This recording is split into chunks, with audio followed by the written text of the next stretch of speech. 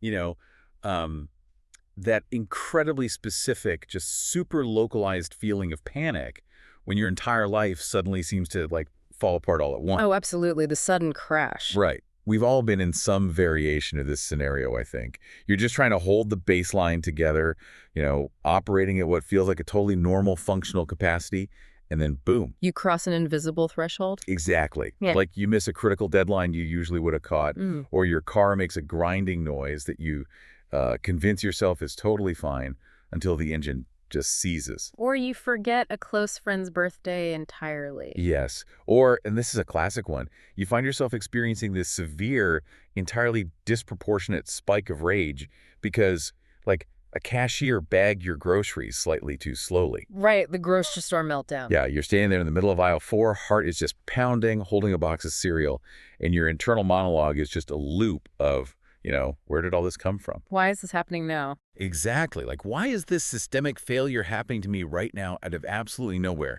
The prevailing sensation is just that you've been hit by a freight train that wasn't even on the schedule. Right, and the disorientation in those moments is just profound. And, you know, the immediate human reflex is to scan the environment for a proximal cause. To find the one thing to blame. Yeah, exactly. Because we naturally assume a linear cause and effect reality. We want to find the single, distinct, tripped wire like the bad night of sleep or the stressful email. Skipping breakfast. Right, the skipped breakfast that caused the entire electrical grid of our nervous system to crash.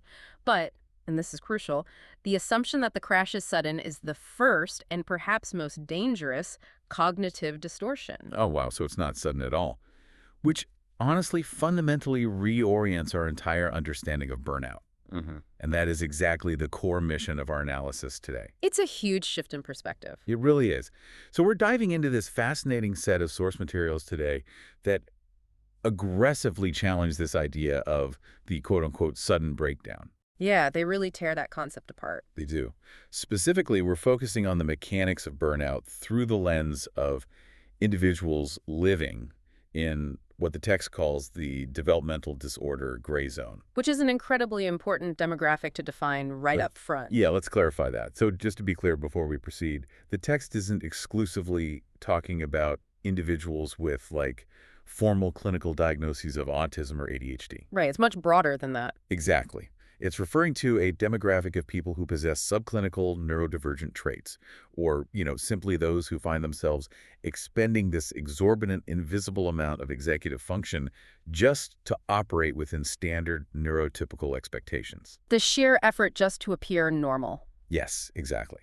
And the central thesis here is just chillingly clear. These massive, life-halting breakdowns are never spontaneous. They are the final, visible stage of a very long, very silent architectural project. Basically, when we force our unique neurology to fit into standardized molds that actively conflict with our internal wiring, we are secretly building the exact infrastructure of our own collapse. That's a great way to put it. Okay, let's unpack this with an analogy. Think of your daily tasks, every suppressed sensory discomfort, every forced social interaction. Think of them as dominoes. I like this. A line of dominoes. Right. You might tell yourself you're just pushing through the afternoon, right? Yeah. But every time you override your own systemic exhaustion, you are secretly taking a heavier, increasingly unstable domino and meticulously adding it to the line. And the physics of that sequence are dictated by a relentless compounding pressure. The source text operates on a philosophy that is structurally really rigorous regarding how we manage internal energy. It's not just about time management. No, not at all. In fact, there is a specific translation from the material that really anchors this entire concept. It says, when we stop forcing our own ways into boxes, we finally start moving in a true sense. Wow. Moving in a true sense. Right. So we are moving way past the superficial layers of, like, productivity hacks or time management strategies in this deep dive. Good, because I think people are tired of those anyway. Exactly. This requires a fundamental audit of how we allocate our most vital metabolic and cognitive resources. And more importantly, how we interpret the invisible internal friction that we generate simply by existing in environments not designed for our specific operating systems. So if we are going to audit that internal friction, right, and if we want to intercept that sequence before the final domino falls in the grocery store aisle. We have to find the first domino? Yes. We have to isolate the very first invisible domino. The text insists we have to dismantle the illusion of the sudden crash. And that requires us to look at the warning signs we've been, quite frankly, culturally conditioned to ignore. Yeah, the myth of the sudden breakdown relies heavily on our collective illiteracy regarding our own nervous systems. We just don't know how to read our own gauges. We really don't. The source material emphasizes that when a biological or psychological system is approaching catastrophic failure, it broadcasts continuous escalating telemetry. It's sending out warning signals. Exactly. The signs are there, but they are consistently misread or, worse, actively suppressed. And the text categorizes these signs, and this is what blew my mind. They aren't cinematic. They're deeply, deeply mundane. Right, they're not dramatic at all. Not at all. Yeah. We're talking about like micro failures in the prefrontal cortex, zoning out with a vacant, unfocused stare in the middle of a standard task. Oh, the classic blank stare. Right. Or experiencing a jarring, intense surge of irritability over stimuli that objectively shouldn't trigger a threat response, like the hum of a fluorescent light, or just the cadence of a coworker's typing. Which can sound deafening in that state. It really can. Or engaging in unconscious operational corner cutting, where you skip a vital step in a workflow, or you avoid opening a specific email because the cognitive load of merely processing the text feels insurmountable. Yeah, just clicking the email feels like climbing a mountain. Exactly. And these minor omissions eventually compound into actual external crises. What's fascinating here is the cognitive dissonance the individual employs to rationalize these symptoms. How so? Well, the text analyzes the internal narrative of people caught in this cycle, particularly those in the gray zone who have spent, decades perfecting the art of masking their neurological differences. Right. They're experts at hiding it. Exactly. So when they find themselves zoning out or cutting corners, they don't interpret it as a systemic warning. They deploy phrases like, "it can't be helped," or "I just have to power through this." Right. I'm just going to grind it out. Yes. They prioritize the external execution of the task completely over the internal regulation of their organism. They essentially view themselves as industrial machinery that simply requires, a higher voltage of willpower to overcome mechanical resistance. Okay, but I have to play devil's advocate here for a second on behalf of the listener, just to really stress test the text's theory. Go for it. Because the immediate counter-argument is that, well, sometimes a Tuesday afternoon slump is really a Tuesday afternoon slump. Sure. I mean, everyone experiences a dip in their circadian rhythm around like 3 p.m. Everyone stares blankly at a spreadsheet when they haven't slept well. That's true. Right. So if I can resolve that vacant stare with a shot of espresso and a 10-minute walk, are we not maybe over-pathologizing standard transient physical fatigue? It seems like a bit of a leap to categorize every single instance of irritability or distraction as a precursor to systemic failure. That is a very valid point to raise, and the distinction the text makes actually hinges on the underlying mechanism of the fatigue rather than just the surface presentation of it. Okay, so it's about what's causing the fatigue. Exactly. Standard transient fatigue, like that circadian dip you mentioned, is a straightforward equation of energy expenditure and recovery. Like a battery draining and recharging. Right. You expend physical or cognitive energy, you replenish it with rest or a stimulant like caffeine, which temporarily blocks adenosine receptors, and the system resets. Simple enough. But the state described in the gray zone context is fundamentally different. It is not an energy deficit. It is the manifestation of allostatic load. Allostatic load. Okay, define that for us. It is the cumulative wear and tear on the body and brain caused by chronic, unremitting stress. Oh, wow. So it's not just being tired. Not at all. When an individual in the gray zone constantly suppresses their natural sensory gating or suppresses their executive functioning patterns just to emulate neurotypical behavior, they are keeping their sympathetic nervous system in a state of perpetual low-grade activation. So they're essentially running their biological hardware in a constant state of overdrive just to achieve what society considers baseline functionality. Precisely. Every single time they force themselves to ignore overwhelming background noise just to hear a conversation. Which takes a lot of energy. A massive amount. Or every time they meticulously script a casual interaction in their head to avoid misinterpretation, they generate psychic friction. This isn't just being tired, this is the accumulation of unprocessed emotional and sensory data. Which builds up over time. Yes. So the vacant stare or the sudden spike of anger over a minor noise, those are not mood swings. The text posits that these are desperate neurobiological limit signs. Limit signs, like a warning light on a dashboard. Exactly. The brain's default mode network is forcefully initiating a shutdown to prevent excitotoxicity in the prefrontal cortex. Wait, really? It's actively shutting down to prevent brain damage? Yes, the organism is essentially declaring the cost of processing further input under these specific unnatural conditions exceeds our survival capacity. That completely reframes the whole idea of zoning out. It's not a lack of focus, it's an emergency neuroprotective protocol. It is a defense mechanism. The system is actively severing the connection to the external environment to protect the hardware from basically melting down. And the tragedy here lies in the learned, culturally reinforced response to this emergency protocol. Because we don't treat it like an emergency. No, we don't.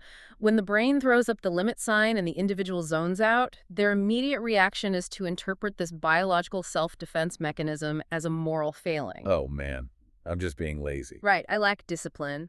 They tell themselves they need to focus more, to try harder. But attempting to cure allostatic overload by applying more conscious willpower is an exercise in total futility. It's just making it worse. Exactly. It is analogous to running a highly complex, modern software program on an outdated computer through a heavy emulation layer. Okay, I love this tech analogy. Walk me through it. So the CPU is maxed out, right? The cooling fans are screaming, the system is actively thermal throttling to prevent a literal fire, and the user's response is to forcefully open 10 more applications while demanding faster processing speeds. Which is going to crash the whole computer. Exactly. You cannot force output from a system that is actively suffocating under its own thermal load. Which makes the standard advice we get, to just push through, not just unhelpful, but actively destructive to the hardware. It is incredibly destructive. So if applying more willpower is accelerating the damage, we really need to examine why this brute force approach is the default setting in the first place.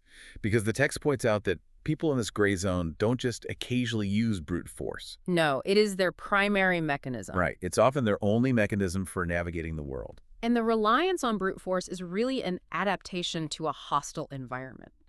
The text introduces this concept of what we can call the brute force tax. The brute force tax. Yeah.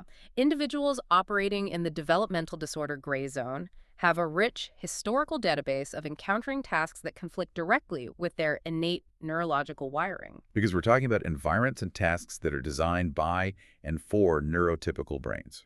Exactly. Consider the standard corporate environment, for example. Oh, the open plan office. Right. Open plan offices with overlapping acoustic fields, or nonlinear project management that requires constant context switching. Jumping from task to task to task. Yes. Yeah. Or social hierarchies that rely heavily on unspoken, high-context communication. Now, for a neurotypical brain, navigating these elements requires effort, certainly. Sure, work is still work. Right. But the neurotypical brain has native, dedicated neural pathways for those specific things. It runs the software natively. It's optimized for it. Yes.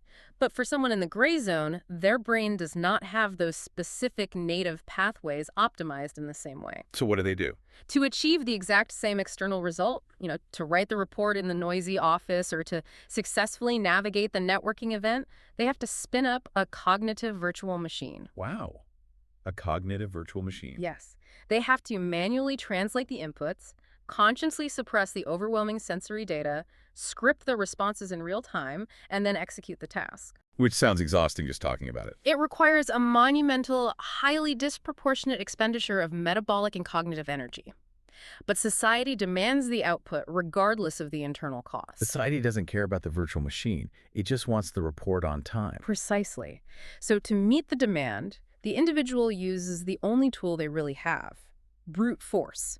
They use sheer, unadulterated willpower and a massive surge of adrenaline and cortisol to force the system to perform. Okay, it's like, let me try an analogy here. It's like entering a high-stakes marathon where everyone else is running in custom-fitted, lightweight, highly aerodynamic track shoes. Okay, I like where this is going. But you've been handed a pair of heavy, inflexible, steel-toed boots that are like 2 sizes too small. Ouch. Right. But because you have incredible resilience and a high tolerance for pain, you manage to run the race anyway. You keep pace with the pack. You might even cross the finish line ahead of some of them. You perform at a high level. Exactly.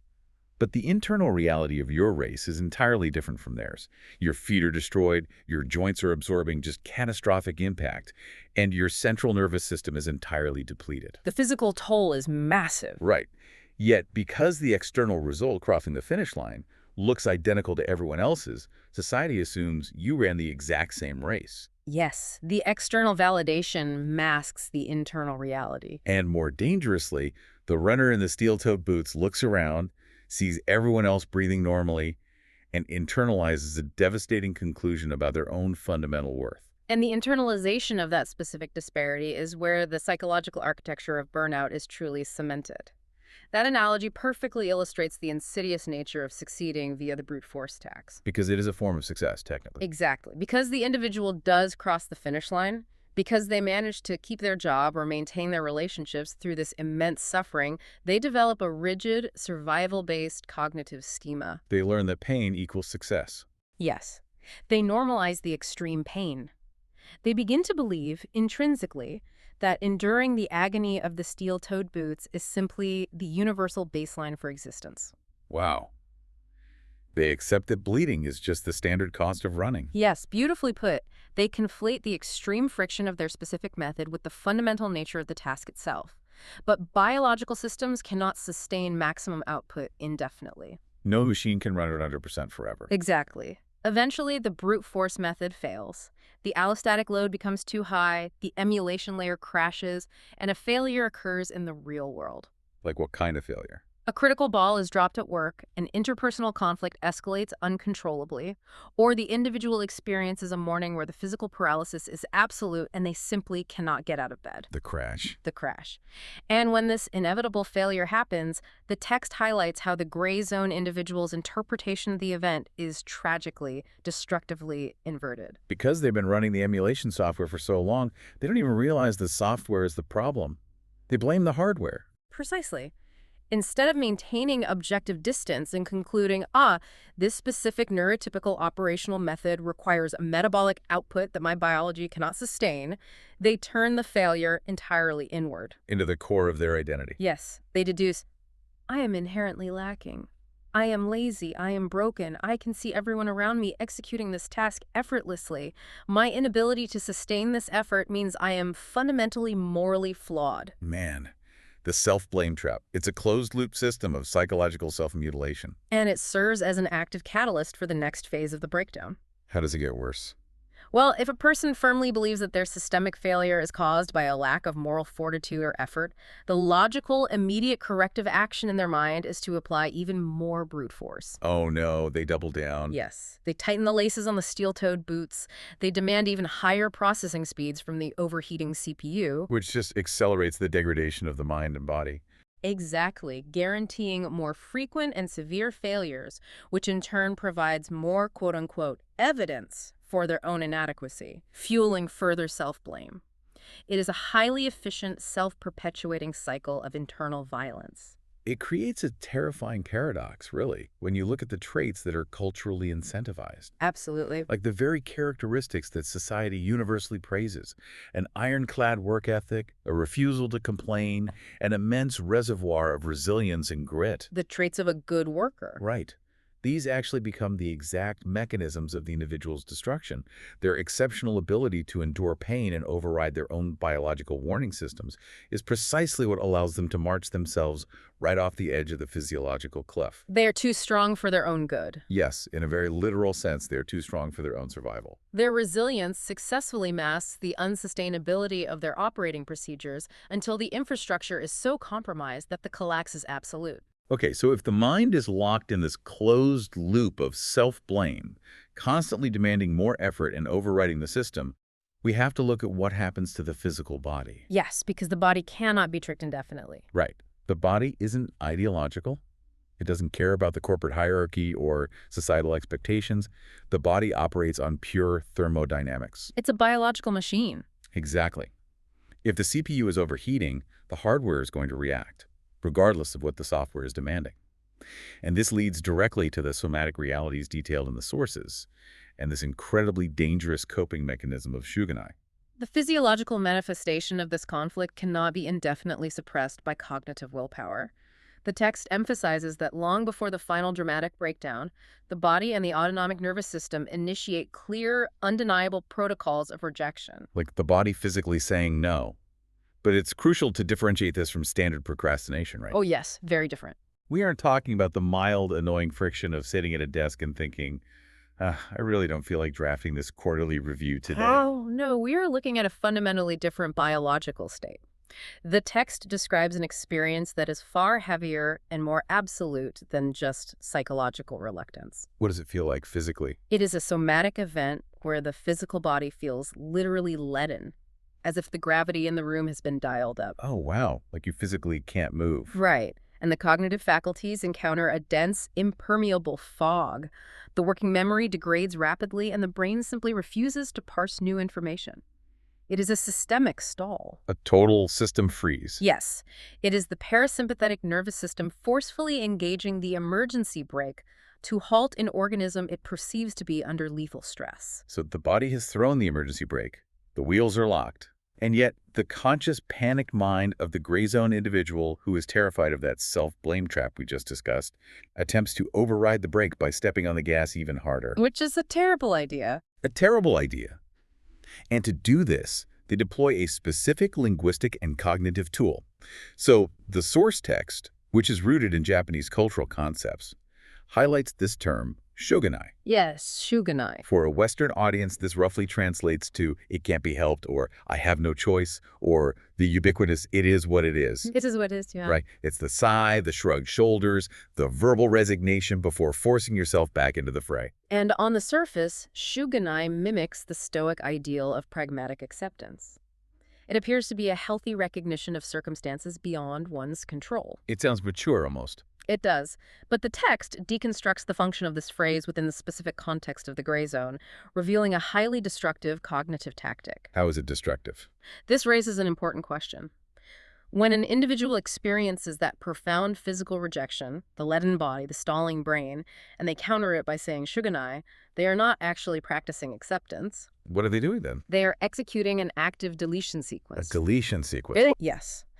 They are effectively taking a heavy iron lid and sealing it over their own interoceptive awareness. Interoceptive awareness meaning? Their ability to perceive and process the physical and emotional states of their own body.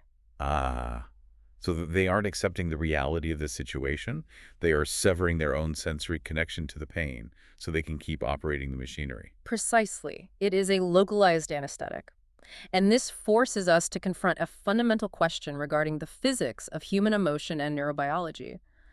What actually happens to an intense state of physical distress or a powerful emotional signal when it is actively suppressed? Well, energy cannot be created or destroyed. It just changes forms, right? Exactly. The distress doesn't just evaporate because you refuse to log it in the conscious mind. It absolutely does not evaporate. The text is definitive on this mechanism. The emotion is not resolved. The fatigue is not dissipated. It has to go somewhere. It does. When you invoke shogunai and force the physical body through the task, the suppressed somatic and emotional data accumulate. They are trapped in the body's ledger as unresolved allostatic load. Oh, there's that allostatic load again. Yes. These stacked, undigested units of suppressed distress are the actual dominoes in our sequence. Wow. They form the invisible, highly pressurized architecture that ensures the final collapse is not a matter of if, but when. Okay, but let's be real for a second. Let's ground this in reality, because while the neurobiology of suppression is fascinating, we exist in an economic and societal framework that really doesn't care about our allostatic load. Very true. The world keeps turning. Right. We have unavoidable obligations. Right. We have to file our taxes, which for many in the gray zone is an agonizing labyrinth of executive function demands. It's a nightmare for many. We have to sit through 3-hour mandatory corporate compliance meetings in fluorescent-lit rooms. We have to engage in tasks that feel violently unnatural to our specific brains simply to maintain housing and food security. The realities of adult survival. Exactly. So if the text is suggesting that invoking "it can't be helped" is destroying our nervous systems, is it advocating for a total detachment from reality? Like, are we supposed to just immediately abandon any task the second our body registers friction? It is a necessary and pragmatic challenge to the material, for sure, But the text brilliantly anticipates this exact tension between biological needs and socioeconomic realities. Okay, so what's the answer? Well, it does not advocate for a utopian, frictionless existence where individuals only engage in activities that perfectly align with their dopamine pathways. Which would be nice, but impossible. Right. The text acknowledges, quite plainly, that unavoidable, highly detailed, and profoundly unpleasant tasks are inescapable metrics of modern adult survival. Okay, the taxes still have to be filed. The compliance meeting must be attended. The output must be generated. But the nuanced distinction the text provides is paramount here. The pathology does not reside in the execution of the unpleasant task. It doesn't. No. The pathology resides in the internal mechanism we utilize to endure it. The danger is not doing the taxes.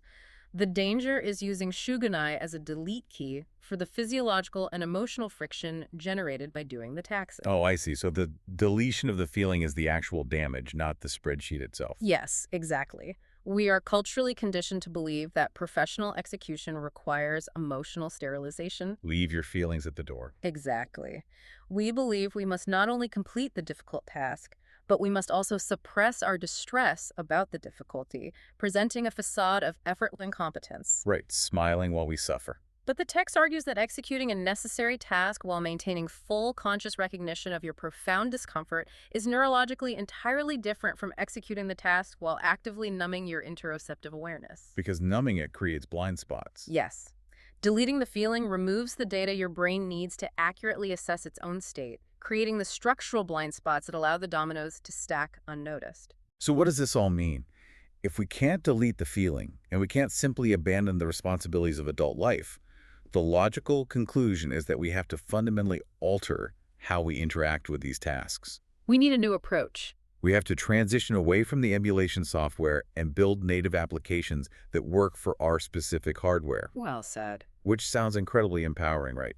Find your method. Yeah. It's like the ultimate self-help mantra.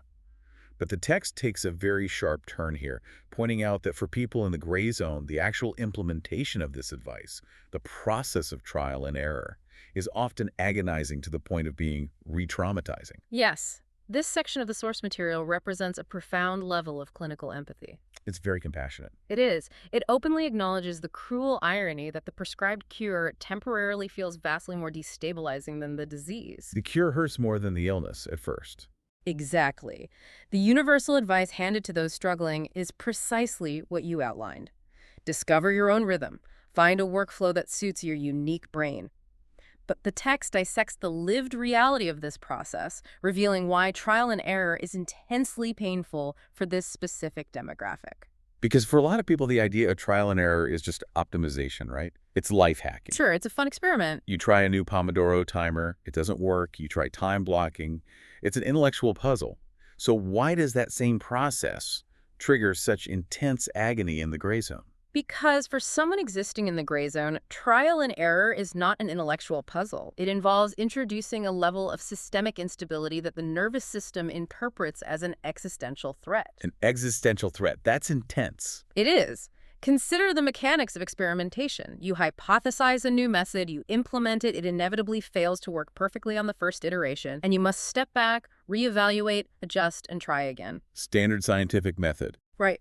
And for a neurotypical brain secure in its baseline functionality, this is perceived as an iterative process of forward momentum. Learning from mistakes. Exactly. However, the text emphasizes that for an individual in the gray zone who has relied entirely on the rigid, painful stability of brute force, this cycle of attempt and immediate failure creates a deeply disorienting sensation of regression. Here's where it gets really interesting. It feels like losing ground. Because the brute force method, as destructive as it is, offers a twisted kind of guarantee. What kind of guarantee? If I put on the steel-toed boots and accept the pain, I know I will move forward in a straight line. Ah, yes. The illusion of safety and pain. Right. Taking the boots off to experiment with barefoot running means I might stumble, I might not finish the race today. It removes the illusion of control. And the loss of the illusion of control is terrifying. But there's a much deeper psychological and historical context at play here, too. The text illuminates that the intense discomfort with trial and error is not a manifestation of impatience, and it is certainly not a lack of willpower. So what is it? It originates from two deeply intertwined realities. complex sensory processing differences, and a lifetime of accumulated trauma directly related to the concept of the box. The trauma of the box. Let's dig into that architecture because I think that's so crucial. Okay. Trace the developmental timeline of an individual in the gray zone. From early childhood through the rigidly standardized education system and into the corporate environment, they have received a consistent, unrelenting message. Which is? The message is the way your central nervous system naturally processes and interacts with the world is incorrect, unacceptable, and punishable. Wow, that's heavy. It is. They are continuously handed a normal box, a standardized operating procedure dictating how they must study, how they must regulate their physical movements, how they must modulate their tone of voice. And they are required to just violently contort their natural neurology to fit inside it. Yes. And the reinforcement of that box is usually punitive. Right, it's not a gentle suggestion. No. When a gray zone child attempts to step out of the box and self-regulate in a way that feels natural, maybe they need to pace the room to process auditory information, or they refuse eye contact because it causes sensory overload.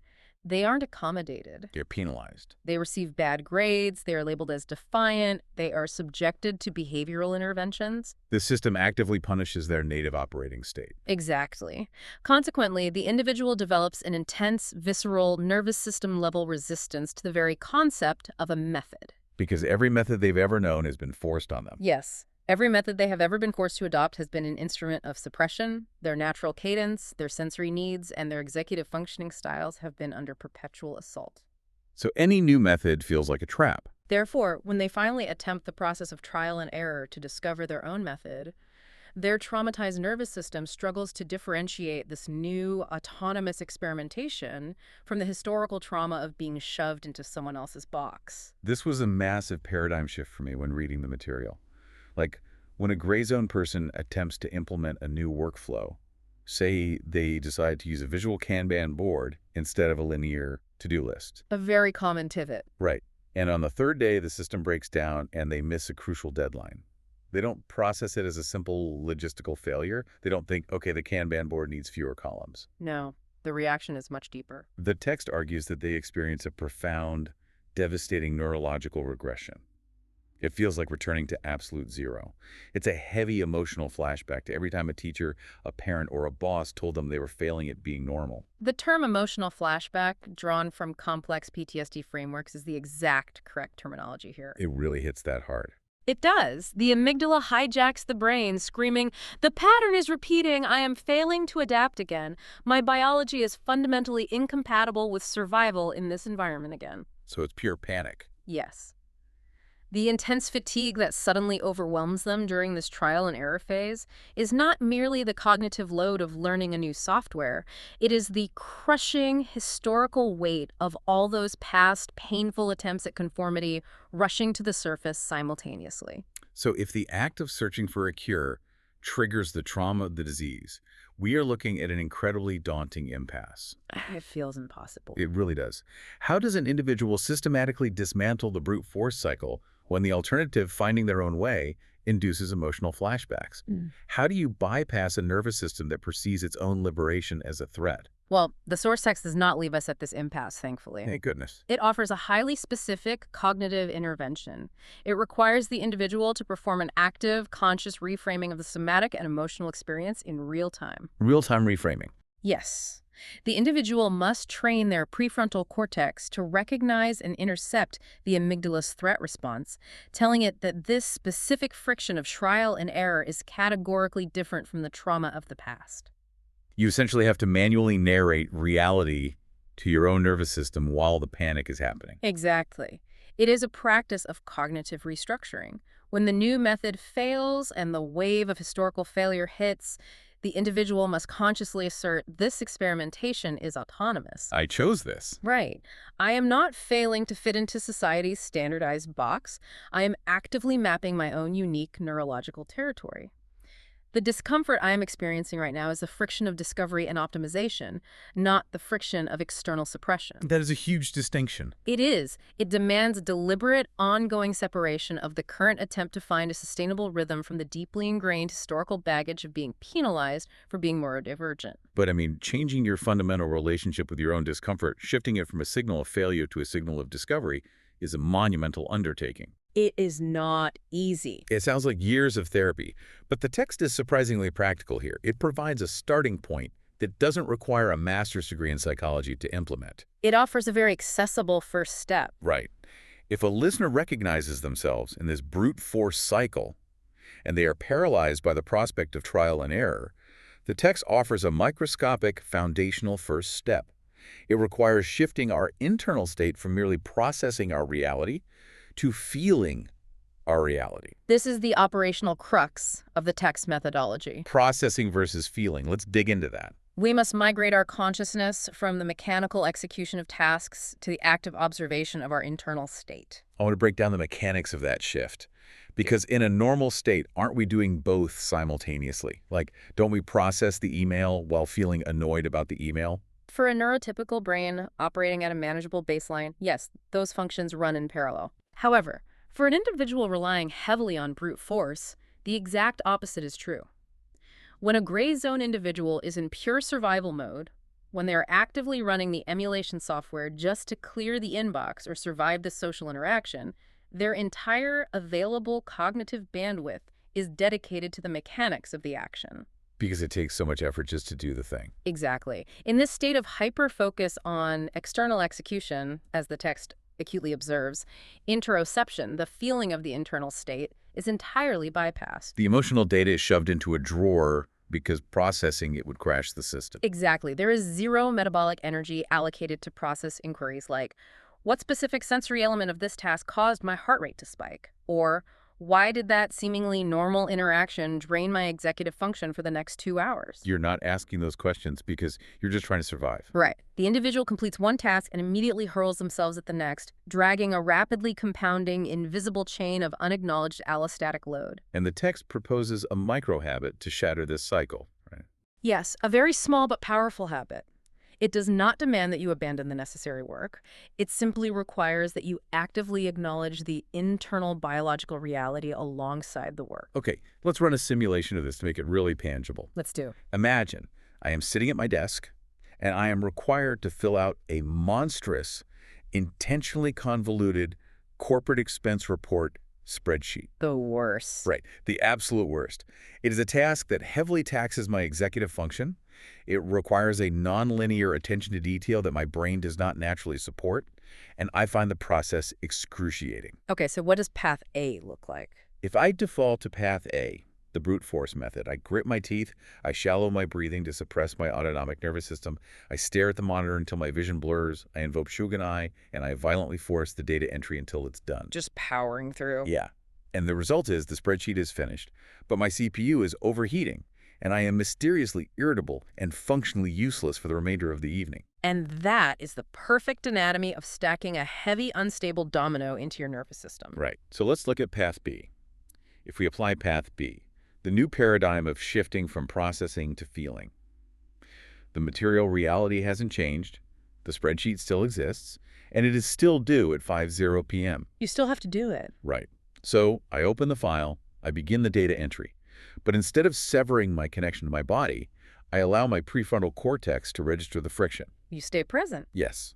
As I type, I internally articulate. This specific type of granular data entry is actively hostile to my neurology. It feels like my cognitive gears are grinding without oil. It is draining my reserves at an accelerated rate, and I absolutely despise the sensation of doing this. Being totally honest with yourself. Exactly. I am actively executing the task, but I am simultaneously providing total unfiltered validation to my internal distress. Is that the mechanism? That is the precise mechanism, and its impact on the nervous system is profound. How does it help, though, if I still have to do the awful task? By dual tracking the external action and the internal validation, you have successfully decoupled the execution of the task from the toxic demand for emotional suppression. Ah, the suppression is the toxic part. Yes. You are no longer forcing your brain to undergo the impossible, energy-intensive process of simultaneously performing a high-friction task and running a background program that insists the task isn't actually difficult. Oh, wow. I'm not gaslighting my own hardware anymore. Exactly.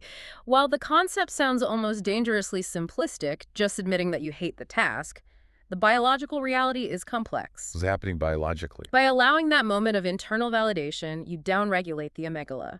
You prevent the emotional distress from being compacted into the allostatic load. It processes it in real time. Yes, the frustration is felt in real time, it is processed, and it is allowed to naturally dissipate rather than being stored as a structural weakness in the body. Which stops the domino from being placed. Precisely. Furthermore, as the text emphasizes, this seemingly minor act of acknowledging the specific nature of your friction is the absolute prerequisite for gathering the accurate telemetry required to optimize your life. Telemetry. Data. It is the only way to build a map of your unique operating system. Because if you continually use Shugenai to delete the fact that spreadsheets cause your CPU to overheat, you will never seek out a software macro to automate the entry. You will never attempt to delegate it, and you will never redesign your workflow. You'll just stay stuck. You will just spend the next 20 years convinced that you are a defective employee because data entry makes you want to lie down on the floor. Exactly. The unvarnished acknowledgement of the limitation is the genesis of innovation. But, implementing this requires a terrifying leap, though. Oh, absolutely. It requires intentionally relinquishing the brute force coping mechanism that, despite its horrific toll, has kept the individual employed, housed, and functioning in society for their entire adult life. It's their survival tool. Right. It feels like deciding to let go of a life raft because someone promises you there's a better boat on the horizon. And that brings us to the final and perhaps most radical revelation of this deep dive. The redefinition of quitting. Yes, the redefinition of what it actually means to quit. And this is where the source text actively confronts and dismantles a deeply entrenched capitalist and societal moral absolute. Which is that quitting is a sin. Right. For a gray zone individual who has survived solely via the relentless application of brute force, the mere concept of reducing that exertion is instantly equated with moral failure. You're slacking off. I'm lazy. But the text aggressively reframes this, if we connect this to the bigger picture.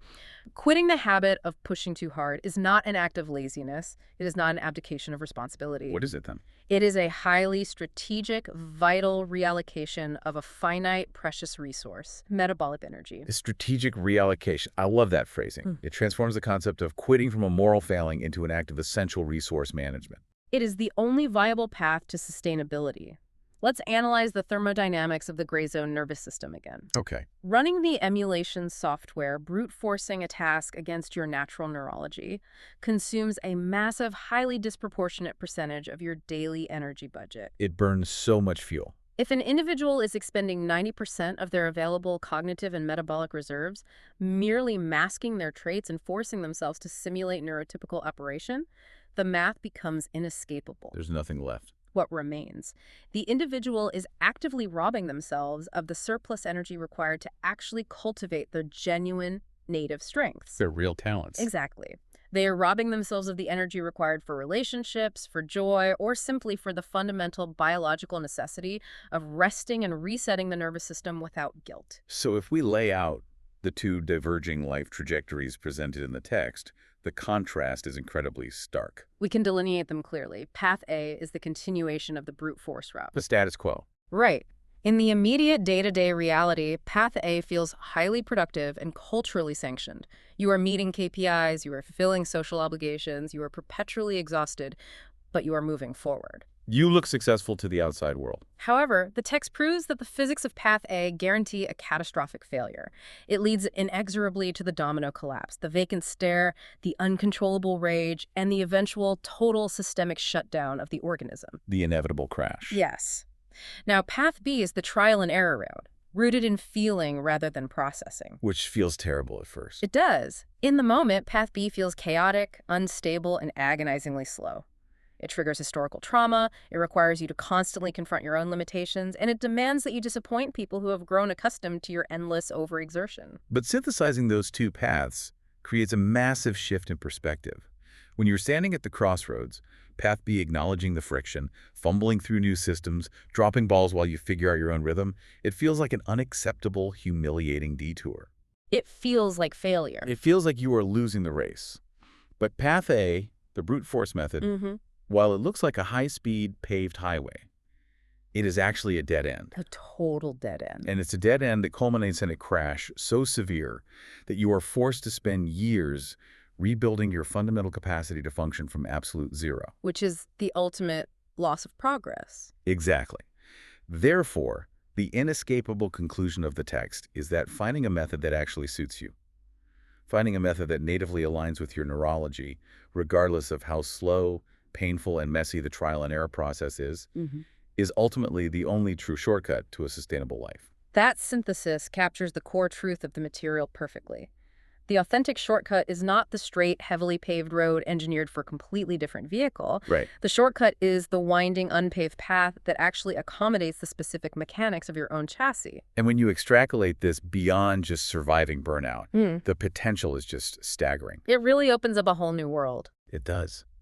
Imagine the sheer volume of creative, intellectual, and innovative potential currently locked in a state of perpetual allostatic load inside people in the gray zone. All that wasted energy. Right.